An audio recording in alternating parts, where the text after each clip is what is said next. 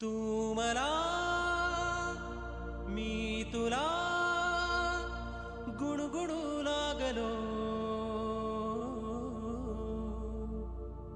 पांघरू लागलो, सावरू लागलो, नाही कळले कधी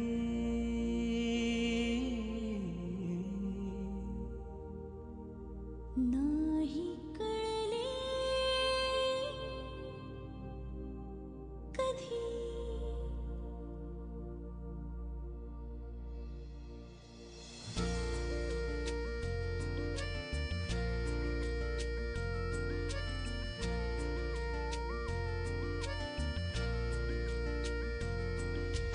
नाही कळले कधी जीव वेडावला, ओळखू लागलो तू मला मी तुला.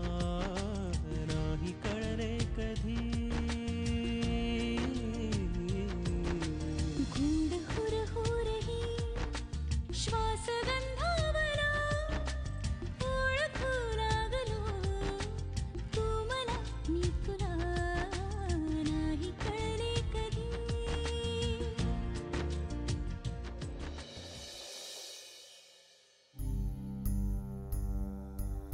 अजून पत्ता नाही या पोराचा. तुम्ही जाऊच कसं दिलं त्या दोघांना? हो ना. अगं काय हाताला धरून थांबायचं होतं का त्याला? अगं सांगायचंच ना श्रीला, तू जा हवं तर, जान्हवीला नको नेऊस. अगं ती त्याची बायको आहे सरे. आपली सुद्धा सून आहे ती. ए मी फोन करू का? नाही नको नको, गाडी चालवत असेल उगाच पंचायत नको. इंदू वहिनी मी 5 मिनिटं वाट बघणार आहे. जर नाही आल्या ना दोघं जण तर मी सरळ फोन करणार. आणि वहिनी तू कशाला फेऱ्या मारतीयस? जा बरं तुझ्या खोलीत. ते दोघं आले ना की मी हाक मारीन तुला. आणि हो आईशी बोलून घे हा, म्हणजे आपल्याला पुढचं काय ते ठरवता येईल. हं? काय मुलं आहेत नाही खरंच.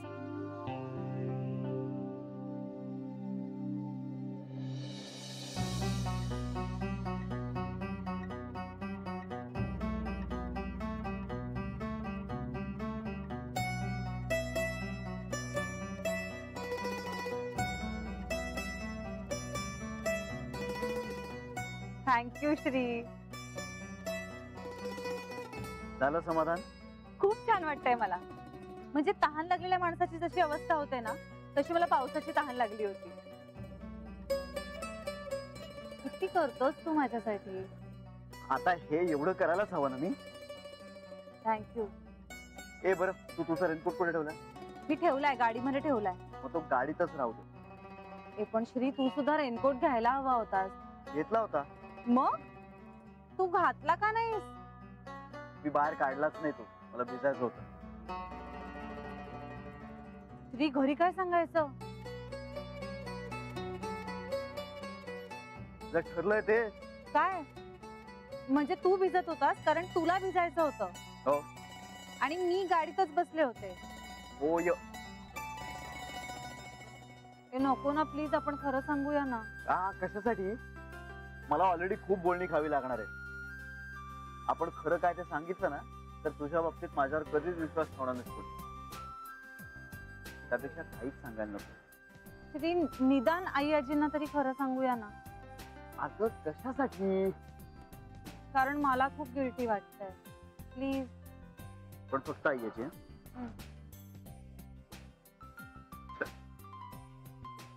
हात लावत नाही, ओली होशील. कुठे राहिले नाही माहित. अगं काय हे जान्हवी, अगं पावसा पाण्याचं कुठे गेला होता? किती काळजी वाटत होते आम्हाला. हा हे किती भिजलाय हा मुलगा देवा. अरे किती भिजलायस तू, कुठे गेला होतास पावसा पाण्याचं? अरे श्री तुला कळत नाही का रे, तिला दिवस गेलेत. तू कशाला गेलीस त्याच्या बरोबर? हा अरे किती काळजी रे. काय काय चाललंय तुमचं? अरे घ्या भिजायचं आणि येऊन शिंकायचं. अरे काय रे श्री तू. जान्हवी तू नाही ना भिजलीस? नाही नाही. हा थांब मी चहा करून आणते गरम करून. काय ही पोरं ना खरंच. नाहीतर काय, सोसत नाही तर कशाला भिजायचं. तू बस इथे, बस. धर घे, हे धर. डोकं पुसू दे, बस इथे. सर्दी होईल ना मग.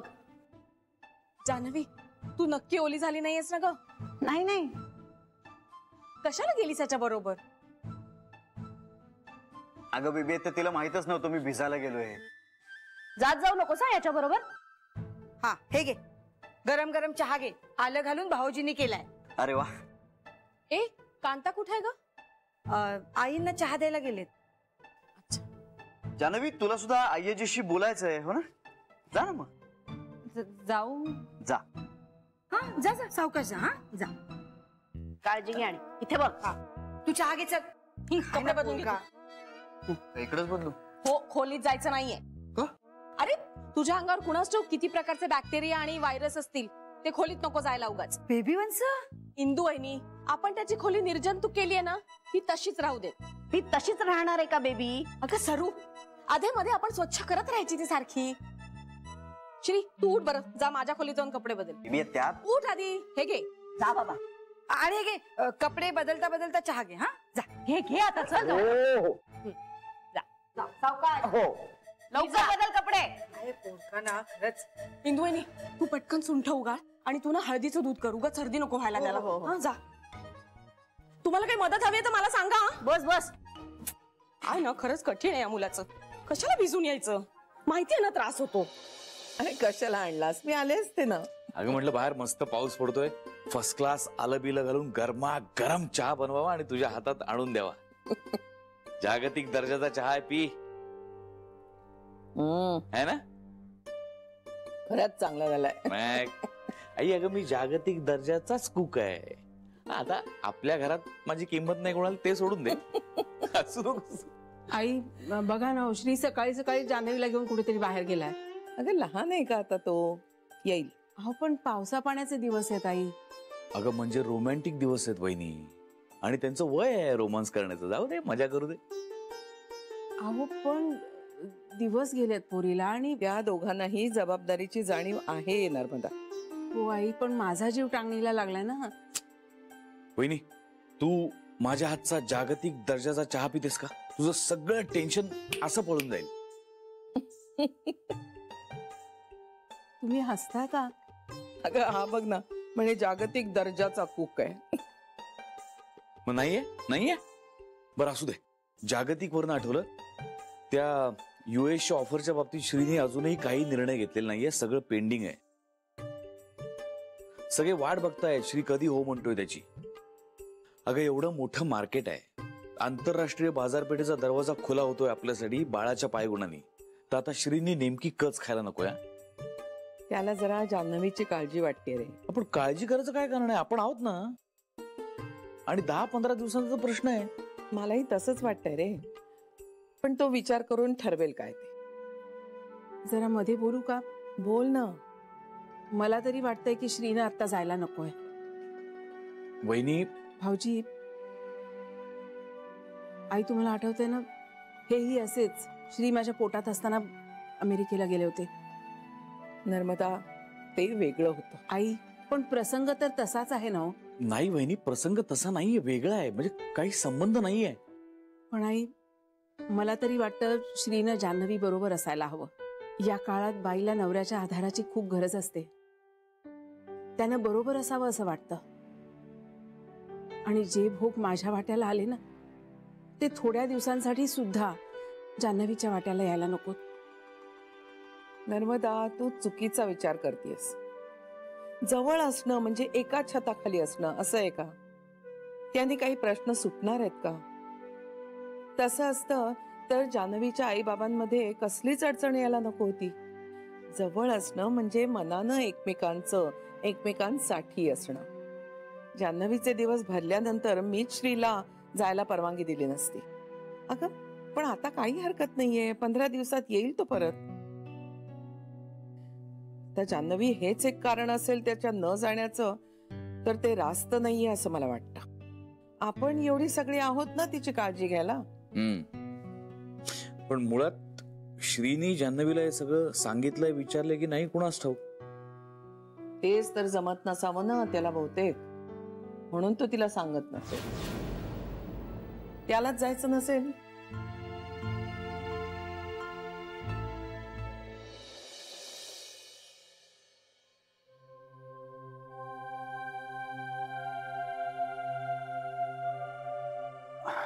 जान्हवी मी कसा जाणार आहे? फ्लाईटने. वा, काय स्मार्ट उत्तर दिलंय. तुला सोडून कसं जाणार आहे मी? काहीतरीच काय श्री. तू एकटीनं सगळं कसं मॅनेज करणार आहेस? अरे एकटी कुठे आहे? तुझी लेक आहे ना माझ्या बरोबर. तिचीच तर काळजी वाटते मला. अरे मी आहे ना मग तिची काळजी घ्यायला. माझं मन नाही लागणार. श्री फक्त 15 दिवसांचा प्रश्न आहे. तरीही हे बघ, तसाही माझा बहुतांश वेळ उलटी करण्यात आणि झोपण्यात जातोय की नाही सध्या. जान्हवी, तू नथिंग डुईंग. आता तू माझं ऐकणार आहेस. अरे आणि आपण इंटरनेटवर बोलू की? मला जरा विचार करू दे. विचार नको, आता कृती करा. अगं पण येस, चल मी तुझी बॅग भरायला घेते. चालेल लगेच बॅग भरायला. थांब जरा, मला त्यांना कळव तर दे. मग कळव की फोन करून? ते असा फोन नाही करता येत. त्यांना मेल करावं लागेल मला. मग मेल कर. अगं ते त्यांचे ऑफिस आवर्स सुरू होतात ना ते. श्री, मेल पाठवण्यासाठी ऑफिस आवर्स सुरू होण्याची काय गरज आहे? तो त्यांच्या मेलबॉक्स मध्ये पडून राहील की नाही? तू ऐकणार नाहीस ना माझं?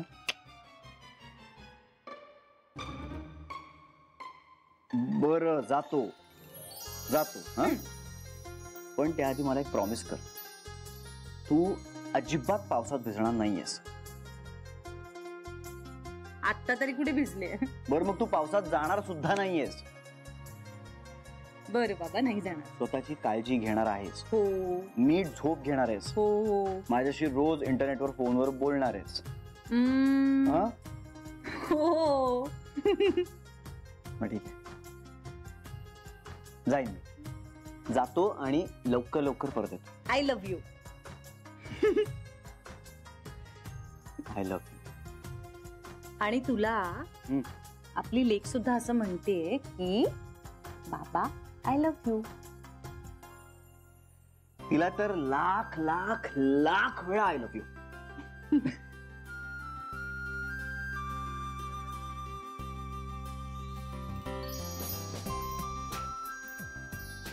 लवकर येईन परत.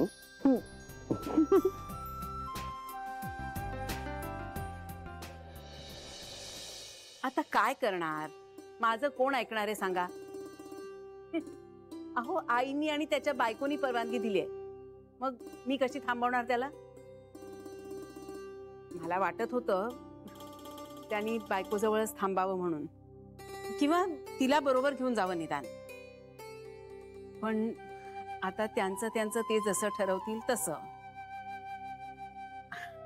आणि जान्हवीच त्याला जा म्हणते, मग आपण काय करणार? हो ना. पण आता तो तिथे आला की त्याची काळजी घ्या. तो स्वतःहून भूक लागली असं कधी सांगतच नाही. आहो म्हणजे हो, आम्ही पोंबतो त्याच्या पोटात. हो, भरतो, कारण तसं करायला लागतं. हो, आणि तुम्ही तसंच करा असं सांगते मी तुम्हाला. अहो, कामापुढे जेवणा खाण्याची शुद्धही नसते त्याला. बर, आता माझी काळजी काय घ्यायची आहे? मी घेते जान्हवीची काळजी. बर, ठेव फोन. ठेवते. बाय.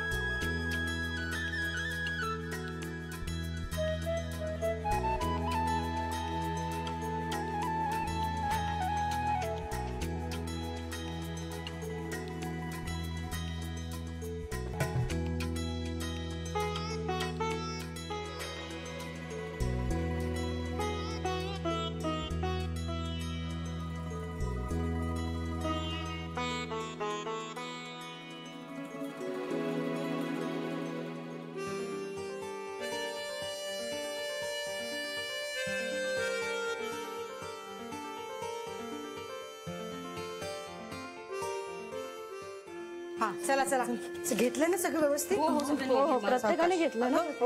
हा ही बघ.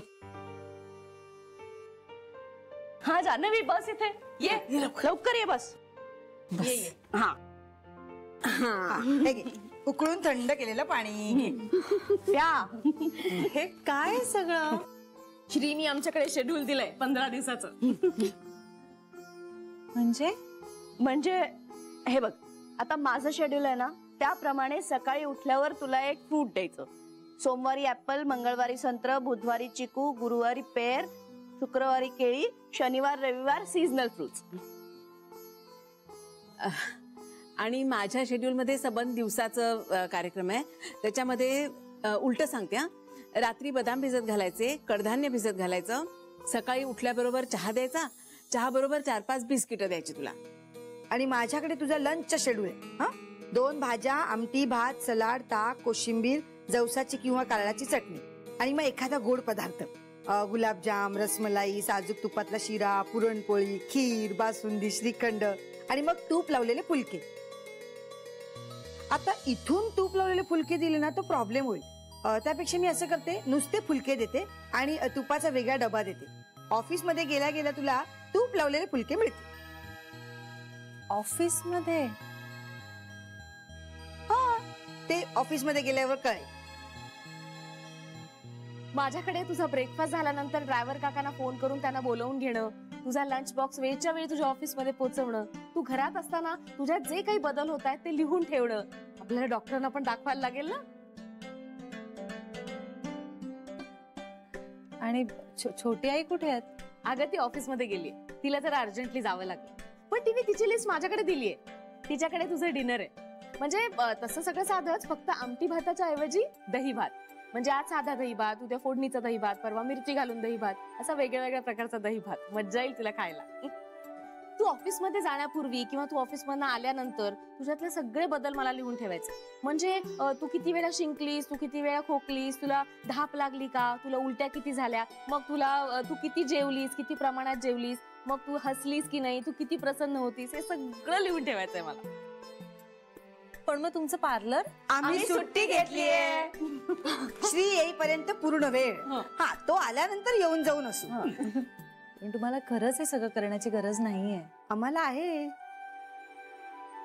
आई आहेत ना. पण कामांचं वाटप झालंय आता. हा पण माझ्यासाठी तुम्ही घरी नका ना राहू. तुझ्यासाठी नाही, आम्ही आमच्या नातवंडासाठी थांबणार आहोत. बरं चल, आता पाणी पिऊन 10 मिनिटं झालेत ना. आता ऍपल खा. अख्खं खाणार आहेस की कापून देऊ तुला? द्या मी घेते. बरं घे. आपण सगळेच खाऊया. ए नाही, पंगत वगैरे वाढायची नाही इथे. आपण बाळासाठी करतोय की नाही, सगळं खायचंय तू. सगळं वाटत बसू नको. एकटी नाही खा. चला खा. आनंदी होती, नॉर्मल होती, ऍपल खाताना प्रसन्न होता आणि बसून ऍपल खाल्लं असं सुद्धा लिही. हा म्हणजे जनरली मूड छान होता असं लिही ना. अगं नाही ताई, तुला माहित नाही का, तासाला मूड बदलतात बाईचे. त्यालाच मूड स्विंग्स म्हणतात ना. हो हो हो बरोबर आहे. ते मूड मुव्हिंग काय ते कळायला पाहिजे ना डॉक्टरांना. सगळ्या बायका हावराटासारखं करत होत्या श्रीच्या समोर. म्हणजे तो मला काय म्हणाला, त्यांनी तिचं सगळं शेड्यूल लिहून तयार करून ठेवलेलं आहे. म्हणजे आता कसं मला म्हणाला, तू आणि ती एकत्रच निघताना ऑफिसला, मग तू तिला घेऊन जात जा तिच्याच गाडीत. तिला तिच्या ऑफिसला सोड, तू पुढे जा, संध्याकाळी येताना तसंच परत ये तिला घेऊन. आणि गाडी चालवणार कोण? अर्थात ड्रायव्हर काका. मी चालवत असलेल्या गाडीत जान्हवीला बसून देईलच कसं तो, नाही का?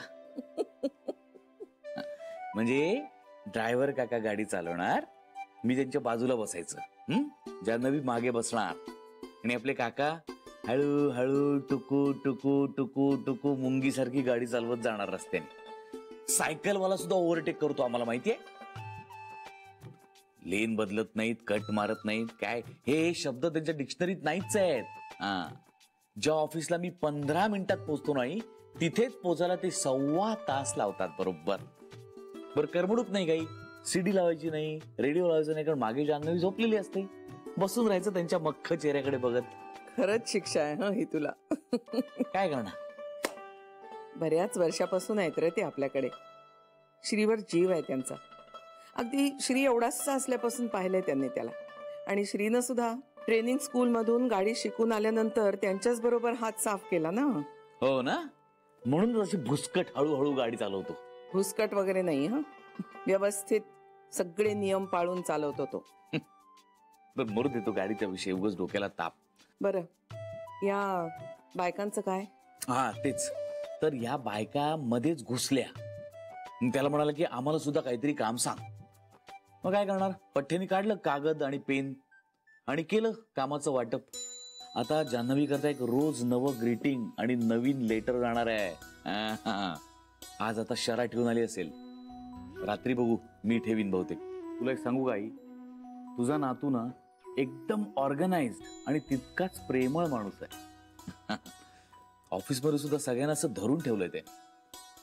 सगळेजण त्याला बेस्ट बॉस म्हणतात, बेस्ट बॉस. ही माणसंच त्याची खरी कमाई आहे बघ. खरं